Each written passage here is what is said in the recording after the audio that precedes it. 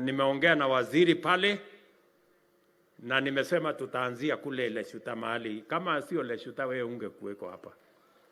So tumekubaliana na Soipan amesema tuanze na Leshuta. So waziri, tafuta milioni 5 tupeleke Leshuta kwanza.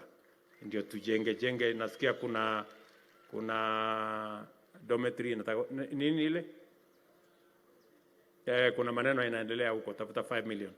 Alafu utafute another 10 million ulete kwa hii shule sasa ya hapa, kwa sababu ni kidogo, tuanzishe ndio tuende mbele pamoja. So na nitarudi hapa tena. Tunaelewana watu wa Leshuta? Mimi nawapenda sana, nawatakia baraka ya Mungu. Hapa Narok ni nyumbani kwetu sote, na mjue ya kwamba tutatembea hii safari pamoja na nyinyi.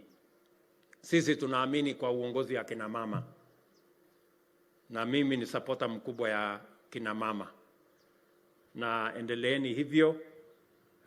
Si mmesikia chairman wetu wa chama ni mama anaitwa huyo mrembo huyo anaitwa Sisi Mbarire. Huyo ndio chairman wa chama, na mmesikia bila amesema ndio mjipange na huko mbele sasa muongeleshe vizuri, si ndio? Lakini nilikuwa na keti hapo, jamaa mwingine akaniambia si unisaidie namba ya huyu mama.